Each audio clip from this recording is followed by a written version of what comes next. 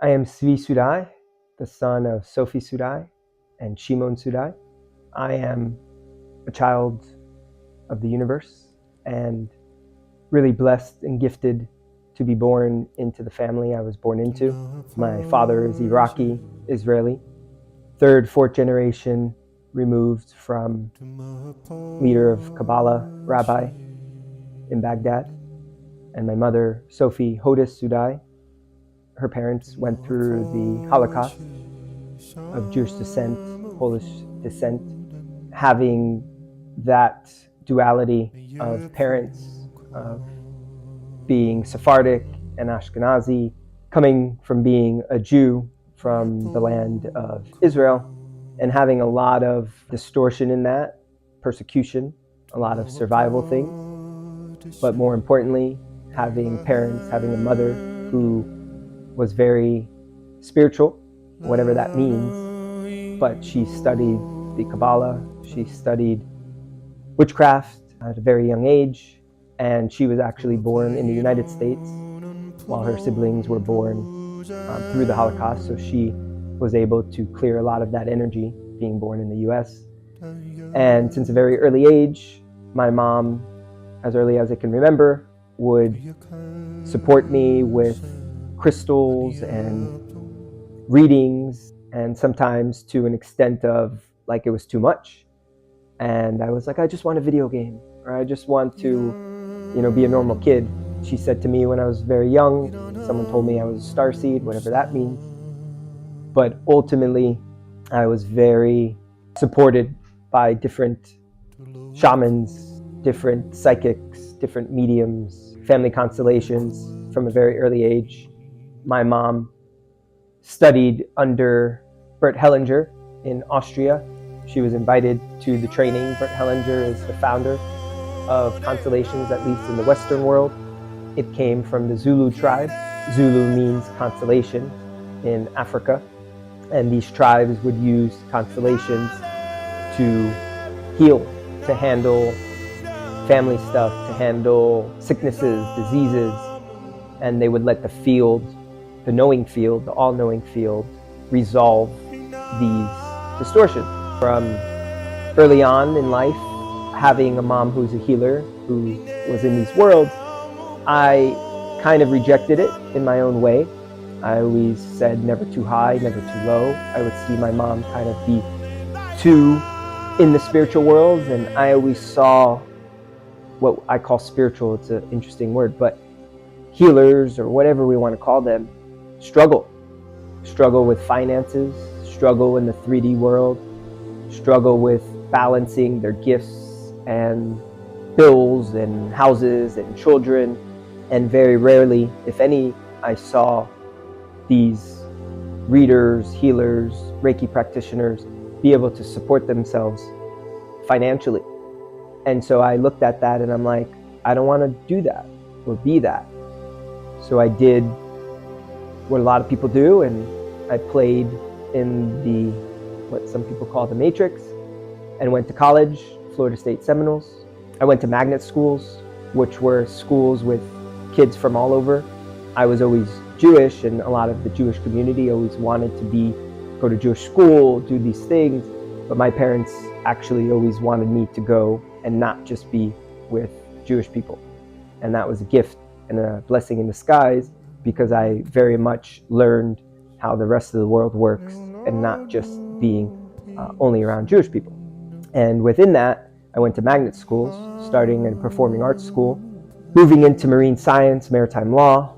I was groomed or programmed to be a lawyer, but I always knew that I didn't want to go to law school. I saw my family members that were lawyers, not happy, not really in their truth. And so I went to school, I went to college, Florida State Seminoles. I was supposed to go to UF and be a Gator. My mom and brother still haven't let me forget that. I didn't want to go to that school because all the kids I knew from South Florida, all the Jewish community, was going there. And I said, you know what? I want to go to Florida State. Later did I know Seminoles, the Seminole tribe, are the only unconquered tribe. And it was very, very spiritual for me to go to that school and learn. And I knew I was there for a reason. I didn't really drink. I didn't do drugs. I kind of watched all of it and saw it for what it was in college, but I knew I was there for a reason, and I learned so much, I grew so much. And then from there, I wasn't really like a scholastic, didn't love schoolwork, didn't love taking tests. I was always kind of outside of the system. And once I started to see school for what it was and college for what it was, I graduated. And then the first year out of college, I had like one corporate job with Carnival Cruise Lines as a sales archetype. I was always good at sales. I was 9, 10 years old. And people would tell me I could sell milk to a cow or ketchup to a lady in a white dress. And it was an archetype that I took on. I could sell anything to anyone. But in that, there was distortion or manipulation, finding out what that was. So my first job, I was like the rookie of the month. I sold a bunch of stuff. I was making a ton of money, but I knew I wasn't supposed to be there. I kind of made my own rules. I didn't like corporate. And then I started a business with my mother of logistics.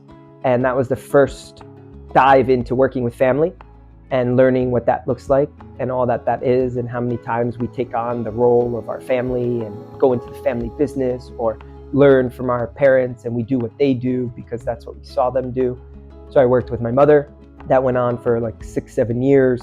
It was beautiful, messy, complicated, working with a family member, especially like my mother, who was very spiritual, but also very business. Basically, I was feeling like I was supporting her dream. It wasn't really mine, but I got to travel the world. I got to go to these amazing sites. We had some amazing connections in Peru, Lake Atilan, Guatemala, Berlin, Germany. I got to really do a lot of traveling, and that really opened me up to seeing the world, which I'm super grateful for. And the business did okay, but it never was financially supported. During all of this, I've been to more constellations than the average person, family constellations. And from 21, 20 years old, I'm now 41, I would participate in constellations, generally as a representative. And through that, I would learn, I would grow, I would see people's traumas, I would see different experiences that people went through. And all I wanted to do when I was in the space was like, I wanted to make more money. And I would see rape, incest, suicide. And I'm like, well, I can't really take up space. So I really never did my own constellations as much as I watched others do theirs. But being a representative is just as healing. We'll talk about that more later. And then from there, once I finally said I was feeling depressed, I went into entropy, I went into melancholy during this business with my mother. My brother got a job in San Jose, Silicon Valley. I was always an entrepreneur since a very young age. And I always had inventions, ideas. And I'm like, no better than to go to Silicon Valley. And I had all these app ideas, and Facebook started when I was in college, and all these different things. I was around a lot of tech. And so my brother got a job in the service industry to be a GM of a place called Bullmore. And he said, why don't you come with me? And it was just a full yes, as hard as it was to leave home. I didn't know what I was going to do there. I didn't know why I was going there. But ultimately, we drove across country from Florida to San Jose, and we had to do it in a very quick time. In like 4 days, 5 days, we stopped, had some sacred sites, and had some good food and different things. And then I get there, and I'm like, all right, what am I supposed to do here? And within a few weeks, I called a friend that I met in college in Florida State, the reason I went there, and he worked for Google, and he said to come to this baseball game, San Francisco Giants game. There's like 20 of us. You'll meet people, network. And so in that moment, I met the founder of Bartender, Nikhil, and I started to kind of just network and ask him questions and, hey, what do you do? And in Silicon Valley, really the only way to connect with someone was to be like, talk about your startup. Really never got past that. This is what I do. This is my startup. I'm vegan. I'm this. All good. But it was challenging for me to connect with people on the West Coast because I'm more of like a talker, and they were very introverted and they just wanted to talk about their business, get investors, et cetera, et cetera. So as I talked to Nikhil, I got a job being a server at one of the bowling alleys. I really had to humble myself. And while I was serving, I would meet all these different entrepreneurs, all these tech people that work for Apple, for Google, Cupertino, and just kind of really just allowed myself to be in that. And then I got a job at a company called Gigia which was like an Israeli founded business. I didn't know what I was doing there, but I made good money and it helped me. And then finally, Nikhil, I was talking to him and I asked him, hey, like, I want to talk, let's talk some ideas. And then he said, come work for me at Partender. And Partender, without going too much into it, was the first company since Facebook to have the Zuckerbergs and the Winklevoss invested in the same company. We had a ton of backing and funding and really intentional business. It was on a show called Bar Rescue. And basically from there, I started to be able to just be in that frequency, learn, grow. I was making a ton of money. I was able to go remote and work anywhere in the world. And then I started to say, why am I living in San Francisco? I don't like it. The taxes, just the system there. So I moved back to Florida. And then from there, COVID happened. And just like everyone, well, before that, I was able to go to work remotely in Colombia, work in different places. And I was able to really just enjoy what I was doing in other countries and really like travel and experience. And that was a blessing as well. And then from there, COVID happened. And whatever we want to call that, it was an awakening for a lot of people. And like many businesses, most panicked and freaked out. Our business was towards the service industry, bars, restaurants, clubs. And so it was like the first hit and affected and everyone was panicking. And then for whatever reason, our technology became more useful and more important. So I was able to like make more money. I moved to Mexico and lived in Mexico. That's where I met Haley, and it was just beautiful. I was never affected in a way a lot of people were. And some of it actually made me feel like guilty or crazy. I'm like, why is everyone in fear when I'm making more money, I'm traveling. I never had to get vaccinated. I never had to show even paperwork for that matter. And it was just really, I can look back at that and see how profound that was in my own journey. I went on a road trip down the West Coast while everything was shut down. And through travel, really my first gateway, my mom did ayahuasca. I was around shamans.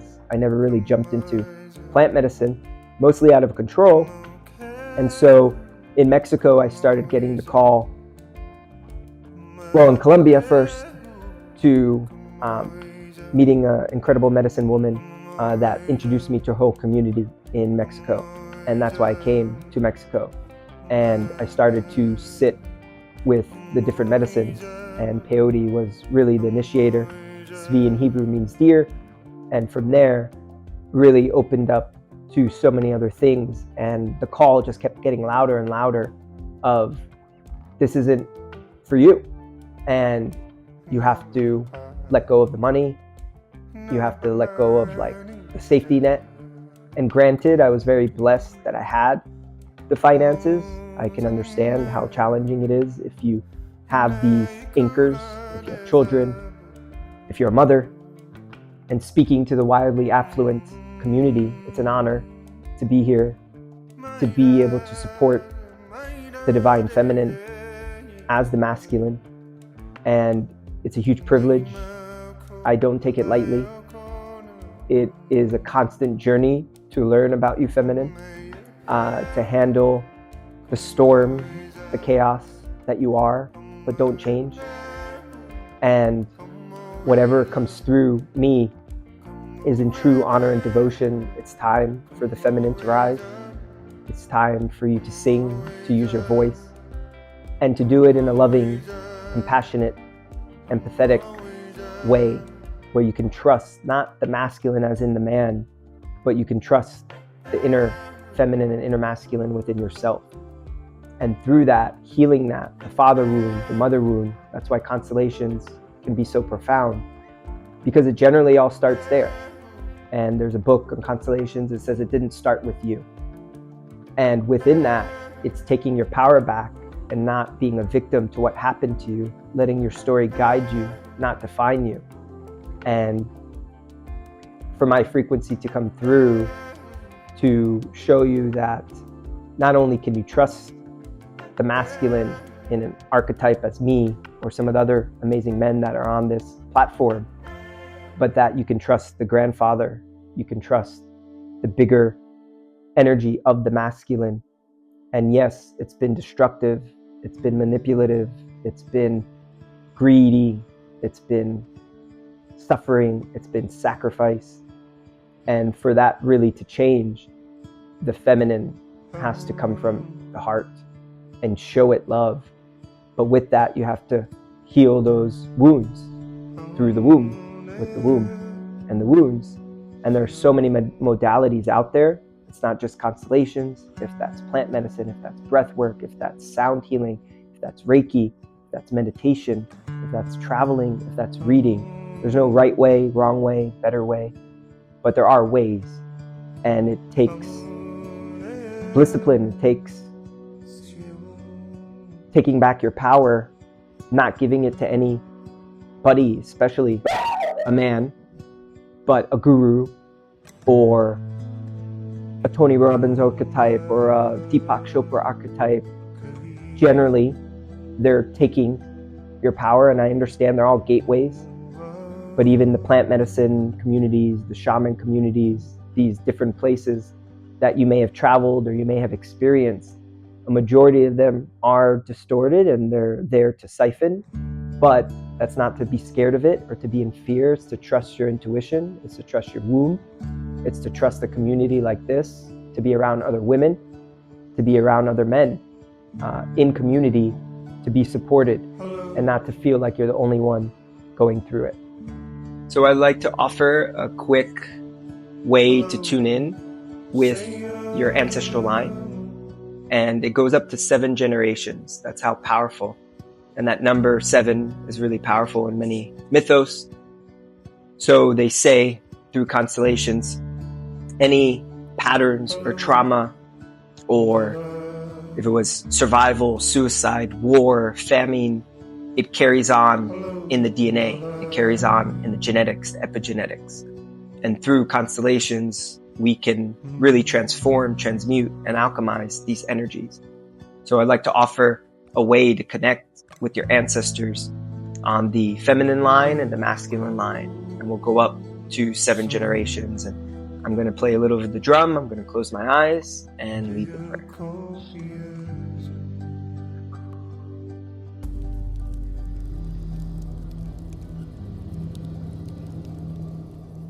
I'd like you to close your eyes. Get into quiet space. Remove any distraction, any illusion. Feel your body. Feel your feet on the ground. Connect your channel with the highest, purest frequency of light. You are safe. You are protected. So I'd like you to start with feeling your mother behind you on the left side, birth mother. Whether you know her, whether you were adopted, whether you had an estranged relationship with her, whether it was a loving relationship with her, honor her for giving you the gift of life. Feel her behind you. Breathe. Now call in your father, your birth father, on your right. Feel him behind you. Again, no matter the relationship, whether you know him, whether you had a good relationship or a not so good relationship, thank him for giving you the gift of life. Feel him behind you, side by side of your mother, and honor them, for because of them, you are alive.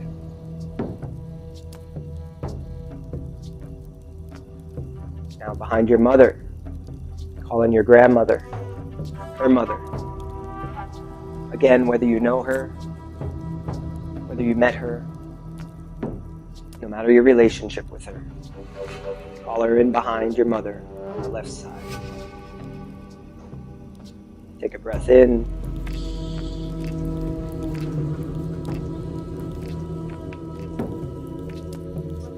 Feel her behind you. Feel that grandmother energy. Oh. And now call in your grandfather on your mother's line. The mother, the grandmother, and the grandfather. Standing behind you on your mother's side. Feel them behind you. Feel their support. Feel their sacrifice. Feel their love. And now on your father's side, call in his mother, your grandmother on your father's side. Again, no matter the relation. Honor her path, honor her journey. And now call in your grandfather on your father's side. Feel them behind you. And now do that internally or out loud. Again, no matter if you know them, the history, where they came from. You're going to do that for 5 more generations.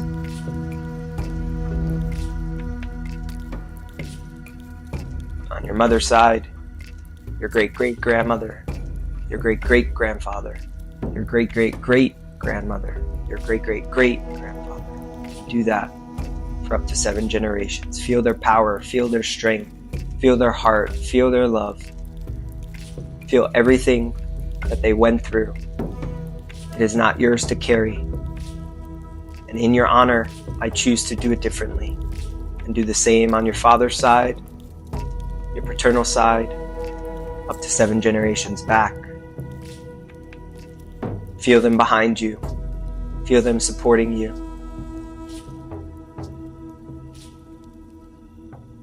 And once you feel that strength, once you feel your ancestors behind you, I want you to imagine you turning to them and bowing in reverence. And you can repeat after me, or you can make up your own prayer, your own words. In your honor, I choose to do it differently.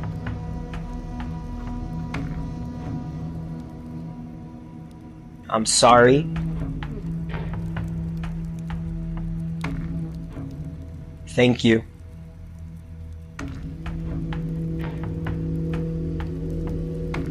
I love you. That's my version of what's coming through right now. That's not the true Ho'oponopono, but however you want to say it. Thank you for your courage. Thank you for your strength. Thank you for your sacrifices. I no longer choose to be loyal to anything that isn't in my highest light. I choose to be free. I choose to be sovereign. In constellations, they call it blind loyalty. There's so many things that we feel we do out of love, but the truest form of love is to do it differently. To take everything you learn from him, the good and the bad, from them, and to transmute it, and to move forward in universal love and universal truth. Aho, Ashe, and so it is, and it shall always be.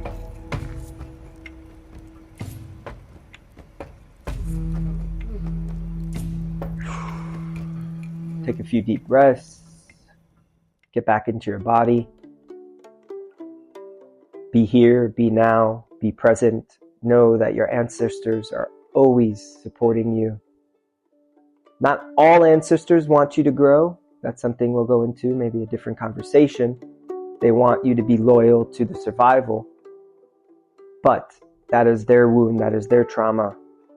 But ultimately, when you connect with your ancestors, you can call in your ancestors of the light, the ancestors that want you to move forward in your highest timeline. And with that, know that you always have that support behind you. No matter if you know where you came from, if you had to take a genealogy test, if you know your full ancestry, you can find some of that out in constellations. But whether you know it or not, they're there. They're running through your blood, through your veins, through your cells in this human realm. And then past life stuff, galactic stuff, that can get complex. But for this 3D realm, connect with your bloodline, the blood that's running through you.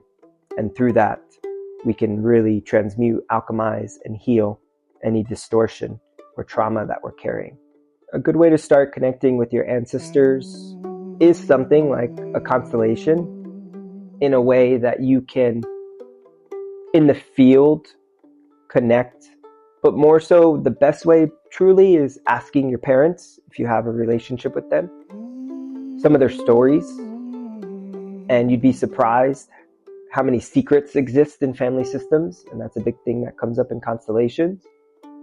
But your parents really want to share, and if you're opening to listening, like really listening, there's so much wisdom that comes from your parents. And if you have your grandparents in your life, sitting with them, asking them where they came from, asking them their story, and really just absorbing that, writing it down. Some might have better relationships, some might not be able to, but really connecting in that way, first and foremost, I would recommend. And if you don't have those relationships that you can really do that just yet, one, really check in. Is that coming out of fear? Is that coming out of a story? Oh, they don't want to tell me, or they won't tell me anything, or I don't have a good relationship with my family, and I'm the black sheep, and all these different stories we tell ourselves.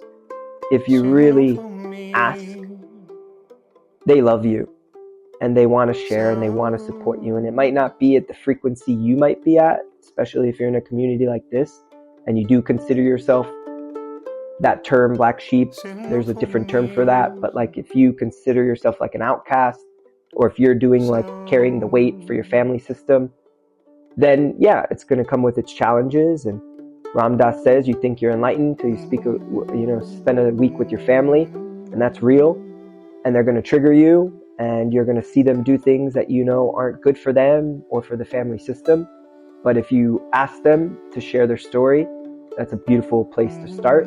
And if it's not something you're ready to do or can do just yet, something like being around community, drum circles, women's circles, temazcals, connecting with other people, and through other people, you'll start to see your ancestors come through. Plant medicine, you can ask your ancestors to show up, connect you. You can journal, you can connect with your channel, and then of course things like constellations as well.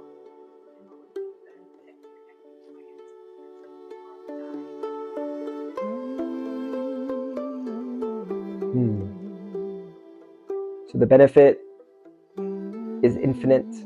You can't put a price on it. I don't know where this came from, if it came from someone shared it with me or channeled through. You can't really know where you're going until you know where you came from. And so through your ancestors, through your story, when you let it guide you, not define you, you can start to be aware of where these things came from. And the same, why that name of the book, it didn't start with you. If you can connect and be aware that this trauma, this survival, this pattern was 3 generations, 4 generations, 7 generations, why you're afraid of swimming, why you can't keep money, why you're having relationship issues, those things pass down. If there was adultery, if there was cheating, if there was secrets, if there was murder, these secrets, these untold stories, they carry with you in your DNA, in your blood, in your soma, until you're aware.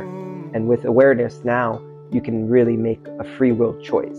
And the only way to really do that, one of the ways, but there's many, but this is a big one, is to connect with where you came from.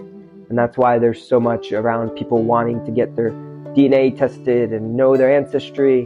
Like, it's all, there's a reason for it, because people want to know where they came from. And when you know where you came from, you know how to move forward, and you know how to lead in a new path.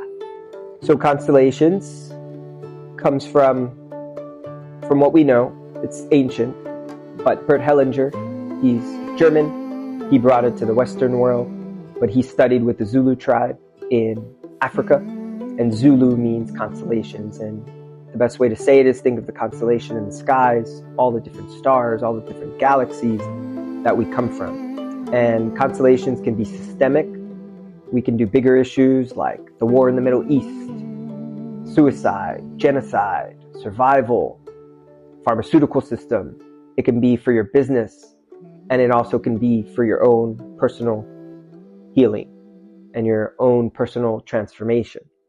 And so there's a variety of different modalities and how to do constellations.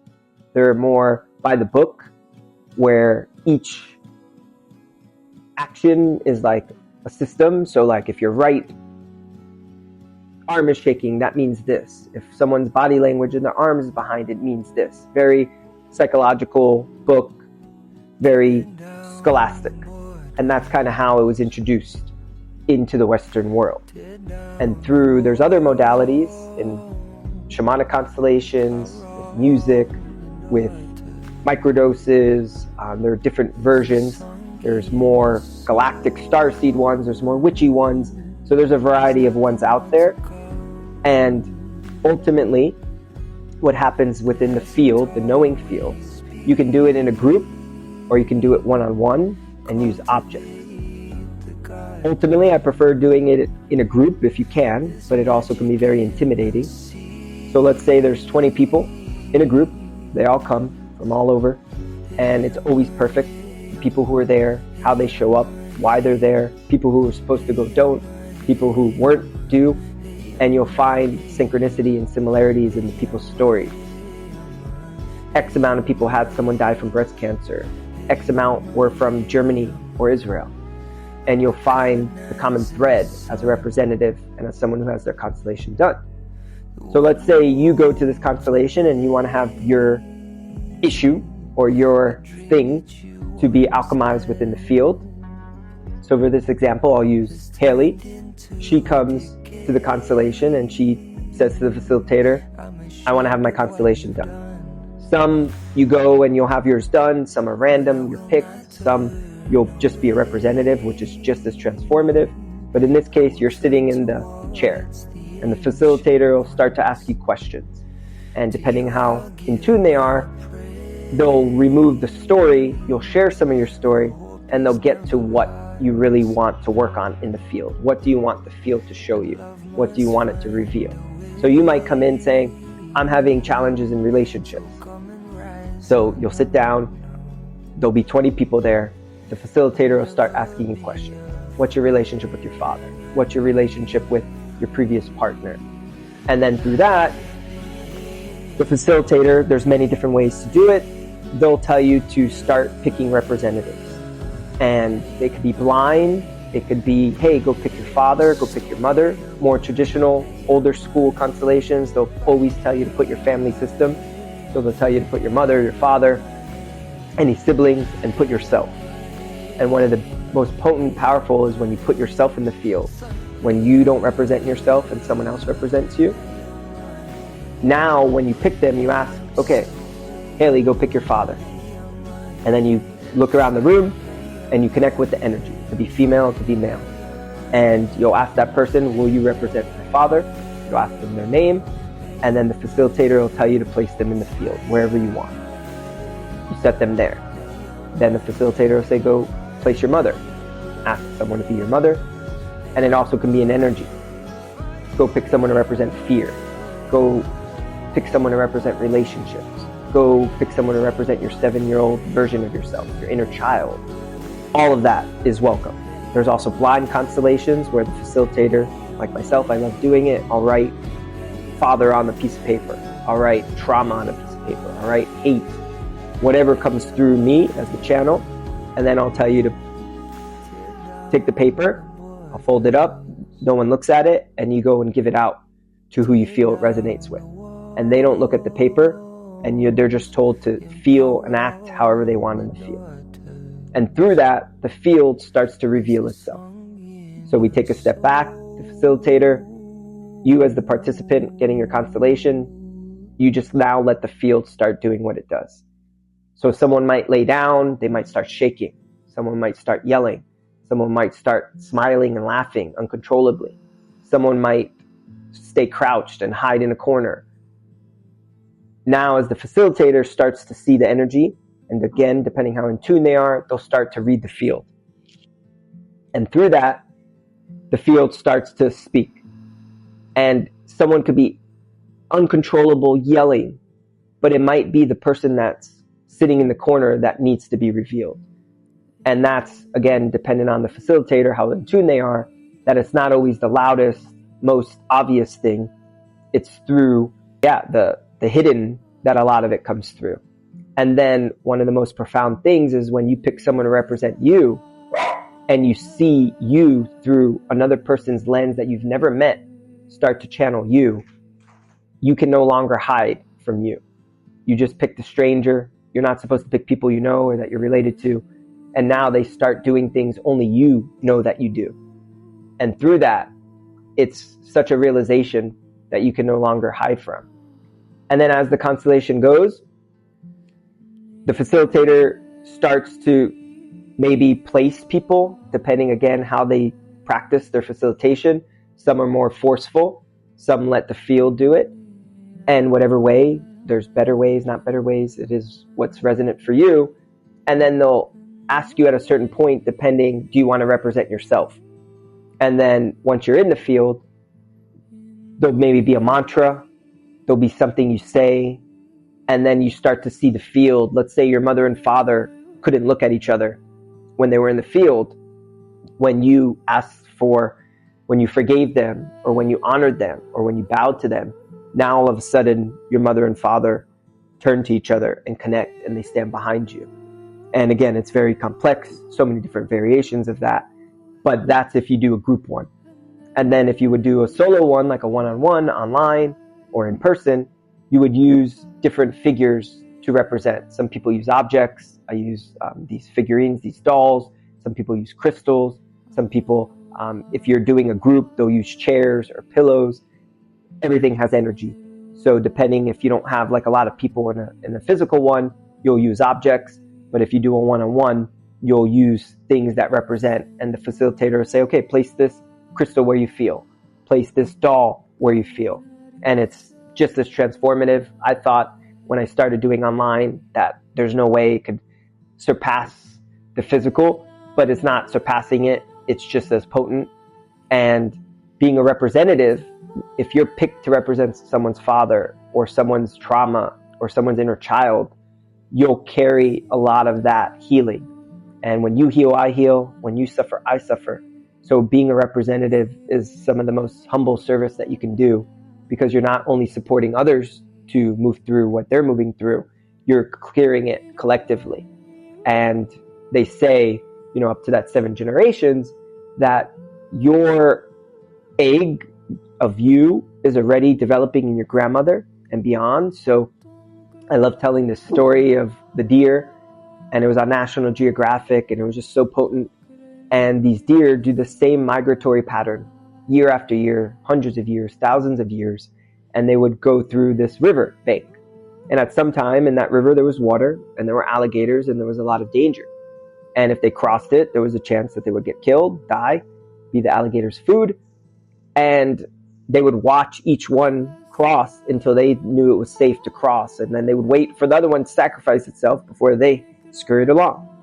And then fast forward years later, there's no longer water in that river, in that bank. There's no longer alligators. And those deer still do the same thing.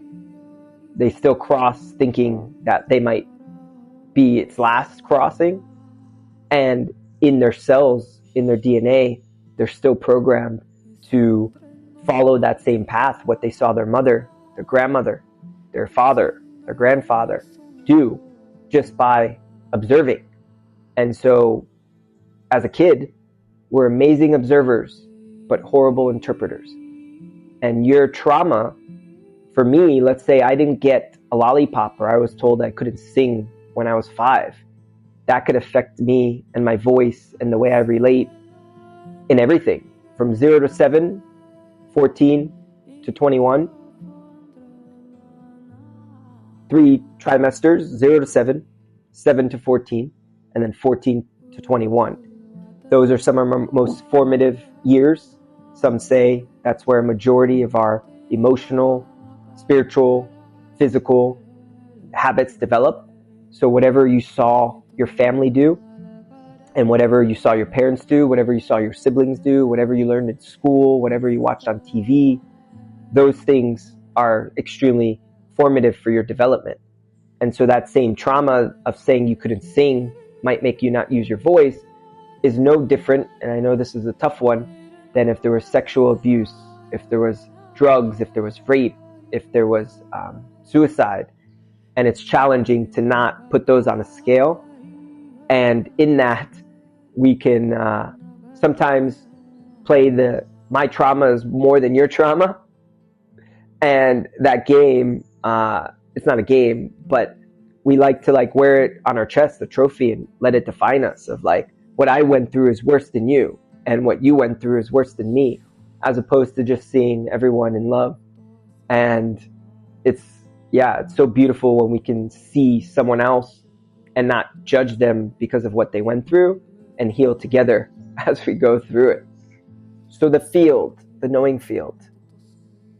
What's beautiful is that this modality is becoming more in the pop culture. There's a show called Another Self. There's a bunch of books. There's a show called Shrinking, if you like TV. The Another Self is a Turkish show. And one of my teachers, mentors, I wouldn't be here without Sophie Soudai, my mother, who really carried me in this modality. Eric Lopez, who this show was inspired by, Another Self. He would do constellations in Turkey. He's a shaman. And then Michelle Bleckner, who's an incredible French woman who I've learned from, who I've been around, all different ways of doing constellations. And through the field, the knowing field, is the quantum field. It's the energy between all energies. And maybe you know this, you've heard this kind of joke. It's like a meme that says, we believe in Wi-Fi, that we get this miraculous thing to our phone, and now we just get downloads and uploads through Wi-Fi, but we don't believe in energy or the quantum field. And so everything is energy, everything is quantum. And through people like Joe Dispenza that have brought it mainstream, through all these different modalities, the quantum field is the knowing field. It's energy beyond energies. It's things we can't see, seeing through the veil. And in the field, the knowing field, the quantum field, that's where, just like in plant medicine or these different modalities, breathwork, holotropic, you go beyond the mind, you step into the soul, you step into your heart, and then through that comes amazing, miraculous transformation. So I want to let you know that if you're watching this, thank you for hearing and listening and feeling. It truly is an honor to be of service to the feminine, to trust yourself first and foremost, to listen to your intuition, to listen to your gut, to lead with your heart, no matter how challenging that might be, no matter how many experiences you've received where you opened your heart and it wasn't received back. Through your heart, through your love, unconditionally for yourself first and foremost. It's no longer about sacrifice as the feminine, to not sacrifice yourself for your children. Again, I'm not a mother, but to come from the best example you can be for yourself, for your children, for anyone that is in your life, is to be the change you want to see in the world. To remove feeling like a victim, or it happened to you, and really seeing it as it happened for you, for your growth, for your learning, for your spiritual evolution. And if you can take back that sovereignty and own your experiences and own your choices and all this spiritual stuff out there, narcissism, gaslighting, I get it. It happens. We all have done it. And when you can see yourself in another, when you can connect and see your pain is my pain, your love is my love, out of the I, into the we, into the us, true transformation can occur. But it's a journey. So take it gentle, nourish yourself. Whatever nourishment looks like to you, don't be so hard. So none of these paths, none of these modalities are right, wrong, better, worse. But ultimately, only you know what is true for you. And whether whichever module you've connected with, whatever healing practice, whatever community, to just trust it, and sometimes not to be attached to it either, and not to give your power away to it, not to say it's the thing that saved you or healed you. You made that choice, and it is your choice. And there's a lot of debate around free will. You don't necessarily control the outcome, but when you're in your agency and you're in your sovereignty, you control how you respond. And if you can be less reactive to the world around you with all its chaos, and be able to just really be at peace within your nervous system regulation. You have so many incredible modules here, talking about your womb, listening to other men, talking about money, talking about business. Really listen and feel into those, and know at any time you can activate that, and you can alchemize your story for its highest, purity, and you can control that. And that is beautiful. If I leave you with that, and then from a Constellation's perspective, I would love to be of service. I call it the spiritual charcuterie board that I offer through my experience. I've gone into the fire, I've gone into the jungles, I've sat with the tribes, and through that, my medicine, my voice, my frequency loves nothing more than to be able to be of service. I'm not here to heal you. I'm not here to tell you what to do. I'm here to be a vessel to remind you of what's true for you. And within universal love and universal truth, through my energy, my offerings are very vast, simple, yet complex.